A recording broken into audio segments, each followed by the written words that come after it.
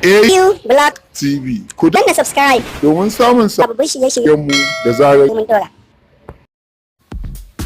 Assalamu alaikum. Barkanmu da kasancewa cikin wannan channel mai albarka AU Blog TV. Idan wannan ne farkon shigowarka, kar ka manta ina mana alamar subscribe sannan ka danna alamar ƙararrawar sanarwa domin samun sababbin shirye-shiryenmu da zarar mun dora.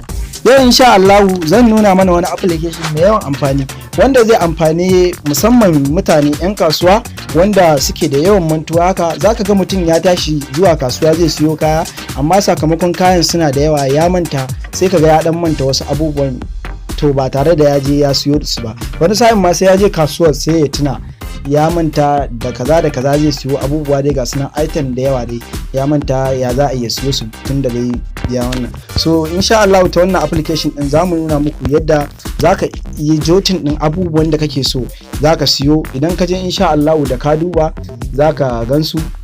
Wannan application din zai baka dama ka dora hoton abin da kake so ko kuma ka rubuta sunan shi ko kuma ka yi recording. So ba tare da bata lokaci ba mu shiga cikin bidiyon. So kana shiga zai buɗe maka cikinsa kamar haka, sai ka zo ka taɓa wannan alamar plus ɗin. Kana taɓawa gashi nan sai ka fara rubuta abubuwan da kake so. Misali yanzu na je ina so zan je kasuwa in siyo buhun sukari, sai in zo nan in rubuta sugar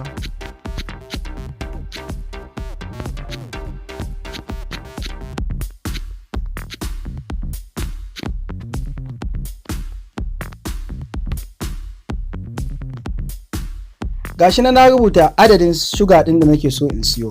So sai in yi back kamar haka. Ina yin back gashi nan za ku gani a haka ya zama gashi nan shuga buhu daya zan siyo.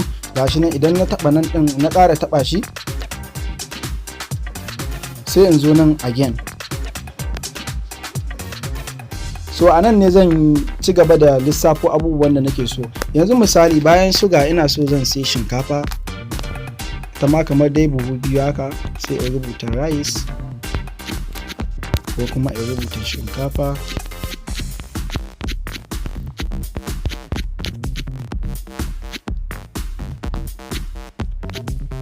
Sai in ƙara taɓa wannan alamar ta plus haka domin in ƙara rubuta abu na gaba.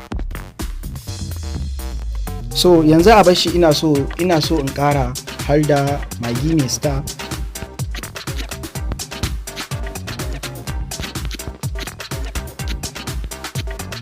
So sannan kuma in ina so in ƙara dai ƙarawa kayan dai basu ƙare ba, sai in ƙara taɓa alamar plus ɗin nan. Wannan alamar plus ɗin ita ce zaka yi ta sawa har kayanka adadin abubuwan da zaka siyo a kasuwa ya ƙare. So idan kuma ba so kake yi kawai shaf ka yi jotin ɗin abubuwan da kake so ka siyo a kasuwa ba tare da ka rubuta ba, so zaka iya, akwai gurin da ake sa hoton abun sannan kuma akwai gurin da ake sa recording ɗin. So idan kana so kawai faɗa zaka yi ba wai sai ka rubuta ba, so sai ka zo nan can ƙasa sai ka taɓa alamar plus ɗin nan. So kana taɓawa zaka ga nan can ƙasa a rubuta recording.